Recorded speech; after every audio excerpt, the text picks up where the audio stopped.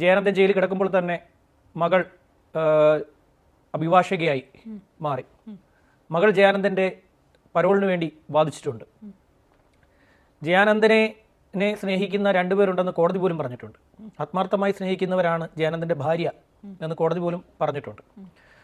കേരളത്തിലെ ഏറ്റവും കൂടുതൽ ജയിൽ ചാടിയിട്ടുള്ളത് ശിവജിയാണ്. ശിവജിയുടെ കഥ നമുക്ക് പിന്നെ പറയാം. രണ്ടാമത് നോക്കിക്കഴിഞ്ഞാൽ വളരെയധികം ഞെട്ടിച്ച ജയിൽ ചാട്ടം ജയാനന്ദൻ്റേതാണ്. ജയാനന്ദൻ ആദ്യം ചാടുന്നത് 2011 കണ്ണൂർ സെൻട്രൽ ജയിലിലെ അതീവ സുരക്ഷാ ബ്ലോക്കിൽ നിന്നാണ്.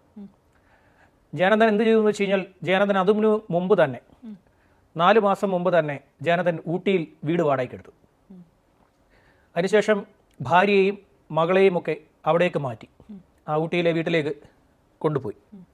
ജയിൽ കിടന്നുകൊണ്ട് തന്നെ അതിനുള്ള ഏർപ്പാട് ചെയ്തു.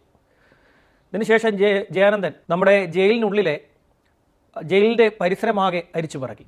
അയാൾ പല സ്ഥലങ്ങളും അലഞ്ഞു തിരിഞ്ഞ് നടന്നു ജയിലിനുള്ളിൽ. അയാൾ ഈ വർക്ക്ഷോപ്പിൻ്റെ ഭാഗങ്ങളിൽ പോയി, ഈ തടിപ്പണിക്കാരുടെ ഭാഗങ്ങൾ അവിടെയൊക്കെ തന്നെ പോയി എന്തെങ്കിലും ഒരു ആയുധം ലഭിക്കുമോ എന്നറിയാൻ. അങ്ങനെ കറങ്ങി നടക്കുന്ന സമയത്ത് അയാൾക്ക് ഇതുപോലെ ഒരു ഹാക്സോ ബ്ലേഡ് കിട്ടി. ആ ബ്ലേഡുമായിട്ട് അയാൾ നേരെ സെല്ലിലേക്ക് വന്നു. സെല്ലിലേക്ക് വരും മുമ്പ് അയാൾ ഒരു സോപ്പ് പിന്നെ കുറച്ച് മെഴുകും അടിച്ചു മാറ്റി.